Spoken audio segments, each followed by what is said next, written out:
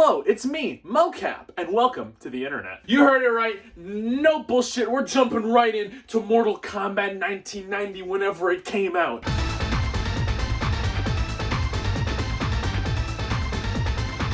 Video game movies are a tried and true element of the film industry. I mean, why respect video games as their own narrative form when instead you can strip away about 38 hours of storytelling, remove the player agency, and just deliver a much more watered down piece of crap? Wait a second.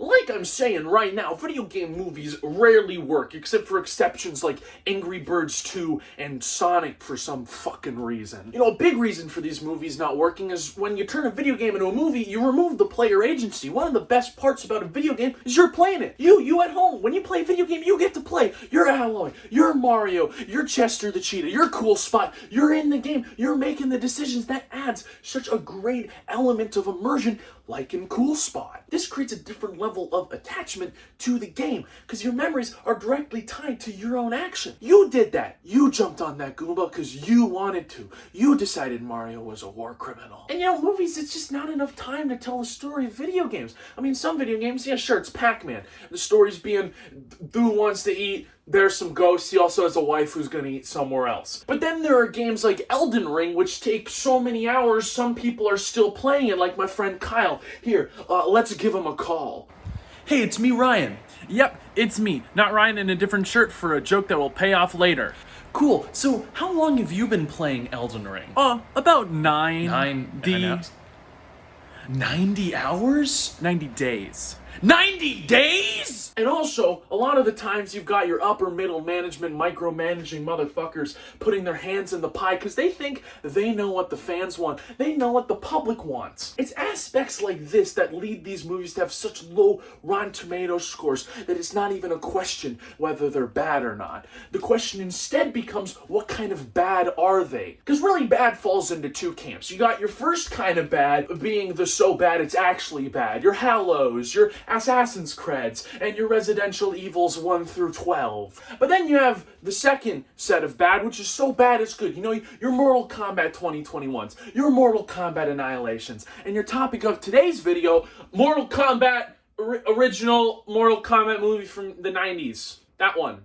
Released in 1995, Mortal Kombat is a romance comedy based on the 1992 puzzle game of the same name. The film was made by New Line Cinemas, and you're probably thinking, New Line Cinemas? I love Lord of the Rings, that movie's amazing! Well, hold your hobbits, because pre-Lord of the Rings New Line Cinema is wildly different. I mean, one of them made one of the most beloved trilogies of all time, and the other one made Vanilla Ice Dance with the Ninja Turtles.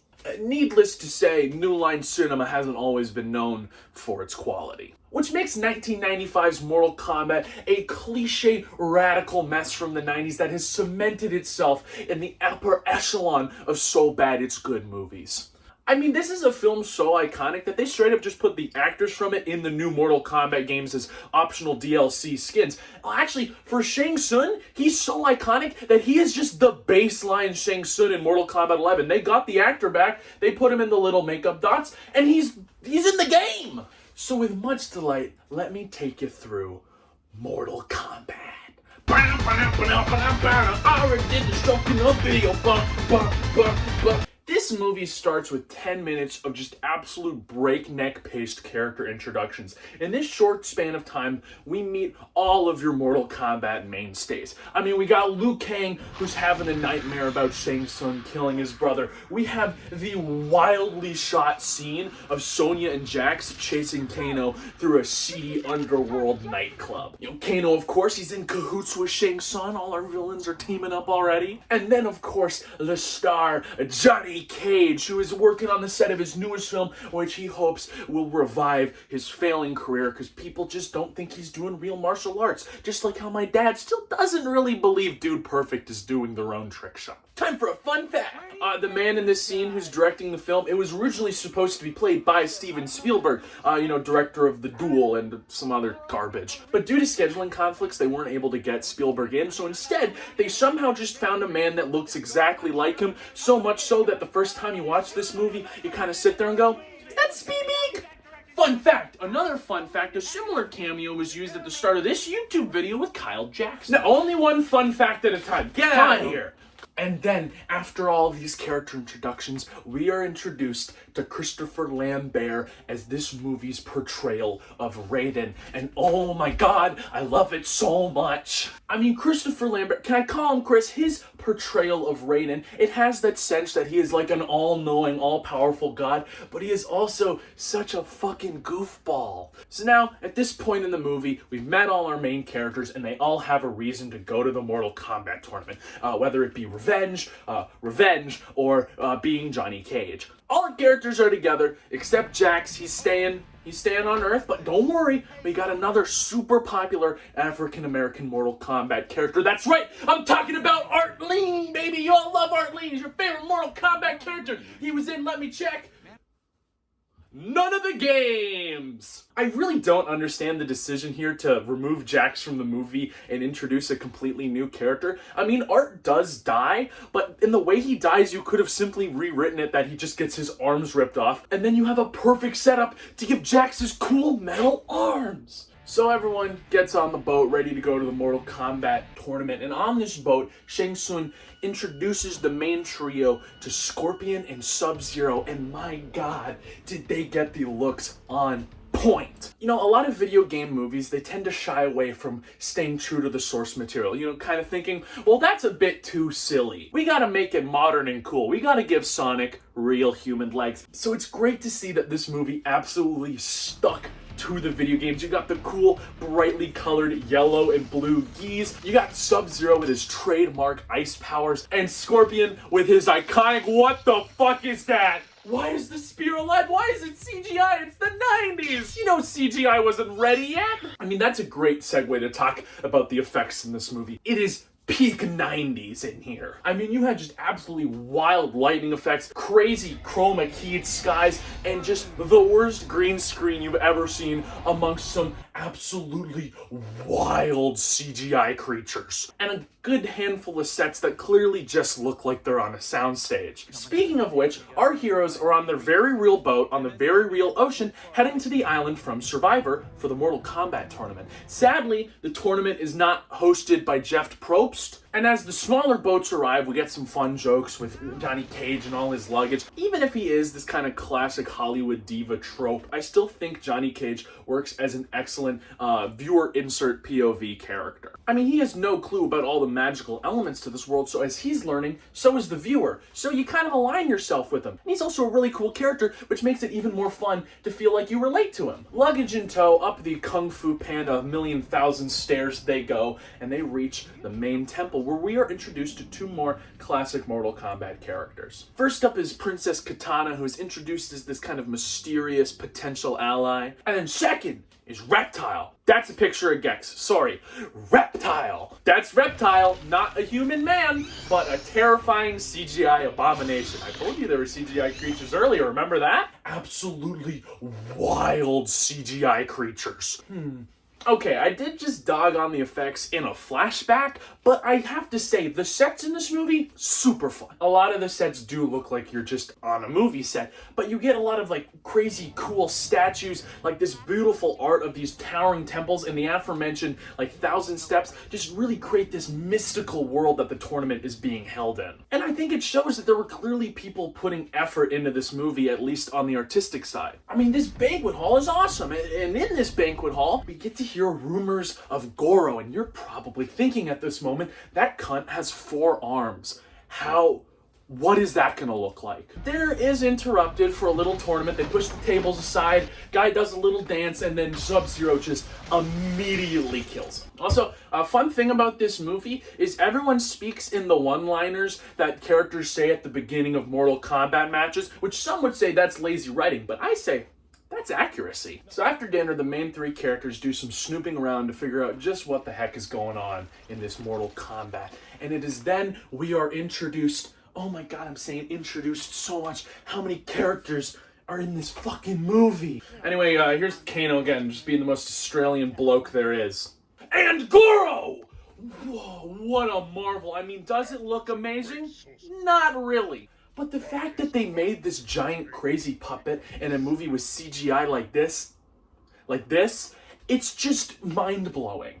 Like, this is just an incredible practical effect that looks super janky, but that just adds to this film's 90s charm. Aside from the introduction of Goro, this scene is really just a big exposition dump as our characters learn about a bunch of backstory bullshit. They do a bit more skulking around, but then it is finally time for a fight, and the song is back! I mean, you can't deny that this song fucking rules. There was a reason my grade 7 gym teacher played it every time. It pumps you up. It's awesome. And you know what else is awesome? The martial arts in this movie. I mean, did they go to the Garth Marenghi school of slow motion? Absolutely. But there is something fun about watching people doing flips and doing spin kicks into a bunch of dudes. It's fucking awesome. Even with our hero's excellent martial prowess, the enemy still overwhelmed them until Raiden, being the goober he is, zaps down and goes, I don't think so. He saves the day, and with that, the tournament proper can finally begin. Yep, after 40 minutes, the Mortal Kombat part of the Mortal Kombat movie can finally begin. And boy does it begin, because the next chunk of this movie is just back-to-back-to-back fights. I mean, first up, we got Luke Kang versus a guy with a stick, and that's all that's notable about this fight. Then, to pay off a little bit of narrative stuff from the beginning, we got Sonya versus Kano. He's dead. Okay. That was quick. Okay, here we go. Third fight, Scorpion versus Johnny Cage, and they're in a forest for some reason. I mean, all the other ones took place in like a sand pit and people were watching, but this one just seems like Scorpion caught Johnny Cage going for a pee in the woods. And of course, he's got to put a stop to that. Those are his woods, so he says his classic line, "Get over here!" Scorpion in this movie voiced by Ed Boon, one of the co-creators of Mortal Kombat. So the weird bug thing smashes into a tree and dies. Let's not dwell on that any longer than we have to. Scorp throws Johnny into an Adobe Essentials ripple effect that takes him to hell. So yeah, we're in hell now. And you know, now that we're watching this fight, it's as good a time as any to go over how much I love the camera work in this movie. It's fun. Like most stuff in this movie, it's fun. You got a lot of weird, like quick pans and like low angle, like twisted shots. It almost feels like you're watching a Sam Raimi movie. I should slap myself for saying that. But again, it's stuff like this that adds to the movie's charm of being a crazy, action-packed 90s flick. The fight ends as Scorpion is brutally murdered and exploded into lava by Johnny Cage. And as a nice little treat, Johnny Cage chucks on a signed photograph of himself on Scorpion's corpse in a reference to his friendship finisher from Mortal Kombat 2. So our next fight just purely serves as more exposition as Katana teaches Luke Kang how she can kill Sub-Zero. But it's not like in a helpful way. She's not like, I went to his doctor, he's allergic to peanuts. It's more like, here's a riddle, figure that out later. To win your next match, use the element which brings life. What? Anyhow, this prepares him for the next fight. Oh my god, there's so many fights in this fucking movie. But yeah, it's Sub-Zero versus Luke Kang. He figures out Katana's riddle. Sub-Zero's weakness is, of course, water. Well, specifically water that's thrown at him that then freezes into a projectile going fast enough to pierce him and murder him. Again, don't think too much about it. The writers certainly didn't. But now after this fight, it's time to finally see Goro in action as he takes on Art, a character that both you, I, and the writers completely forgot about until this moment. Sadly, Art, he dies. Goro just lifts him up and Shang Tsung rips out his soul and shoots it into his eye like some sort of weird LASIK surgery. And sadly, that is like the last entertaining thing that's going to happen for the next like 40 minutes of the movie. I love this movie, but it falls into the trap a lot of so bad it's good films do, which is the second half of the second half just absolutely grinds to a halt. There is no effective pacing in this movie. You go from breakneck action to like 20 to 30 minutes of just absolutely boring exposition and heavy-handed character development. And by character development, I of course mean a scene where Raiden just explains the main character's character traits to them and tells them that they've had their character development now. So who says we're afraid? You must first face your fears, if you are to conquer them. You, Johnny, are afraid you are fake. Although it is this turtle-paced set of the movie that sets up our third act, which begins with Johnny Cage challenging Goro. And it's in this fight that we find out the actual weaknesses Goro has, well, aside from the puppet's weakness of just a light gust of wind toppling it over. Of course, I'm talking about the classic Johnny Cage split dick punch! Yeah. Sorry. And a cliff. Apparently you just gotta lead Goro to a cliff, and then he'll kind of go, off a cliff, and so he's dead now. But who cares, because this leads Shang Tsung to kidnap Sonya Blade, and he's taking her to Outworld. So of course, Lu and Johnny, they have to go after her. They go into Outworld. They can't go with Raiden. His powers don't work there. And oh my god, what a design Outworld is. I mean, this world is just towering monolithic crypt buildings. And then we got a crazy CGI tower that the camera zooms all up around on to show us a Sonya Blade who is very clearly not on a green screen. So Johnny and Lu, they're making their way through Outrealm before, whoa, Reptile attacks! So of course, Lu takes Reptile, grabs him by the throat, throws him into the chest cavity of a statue that fell over. The chest cavity shoots out little spaghetti tendrils that Reptile eats him and then turns into a game-accurate depiction of Reptile. What? I mean, that aside, this is probably my favorite fight in the movie, so much so that my script just says read the notes I wrote while watching it. I mean, this fight has awesome moves, awesome fighting, we got a great use of the environment that they're fighting in, and then also we get Luke Kang's classical bicycle kick as he kicks Reptile through a wall, and then he falls over, and then he explodes into bugs. Again, what? But now with Reptile dusted and the 47th fight of this film concluded, we can finally go after Shang Tsung. The movie never explains this, but somehow Johnny and Luke Kang just somehow make it to the top of Shang Tsung's tower disguised to some of his grunts. But now we can finally get to the final fight versus Shang Tsung. Lu takes him on, they fight up some stairs, and then right in front of him, Shang Tsung transforms into Liu Kang's dead brother. And for a second, Liu Kang is somehow tricked by this. And I just have to say, fucking how? He transformed in front of you, dude. So yeah, after too much time, Liu figures out it's a fake, and then he kills him. Dude gets impaled on the Mortal Kombat logo. It's frickin' sick. And with that, evil is vanquished, and Earth is safe from the invasion of Outworld. So our heroes are all happy, they're victorious. Just kidding! Sequel tease, Shao Kahn's here, motherfucker! It's not over, the music's playing again! You weak, pathetic fools! I've come for your souls! I don't think so.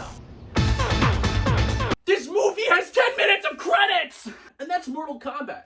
I love this movie. It's an absolute crazy 90s action flick that I implore you to check out. It is just balls to the walls crazy. It's got fun action, fun martial arts, a lot of crazy effects that just make your head spin. It is a joy to watch, and I think it is a great example of why it's fun to watch bad movies, because you can make fun of them, but there's also so much about them to enjoy while watching. So next time your friend comes to you with a bad movie, just say yes to watching it, because you're gonna have a blast.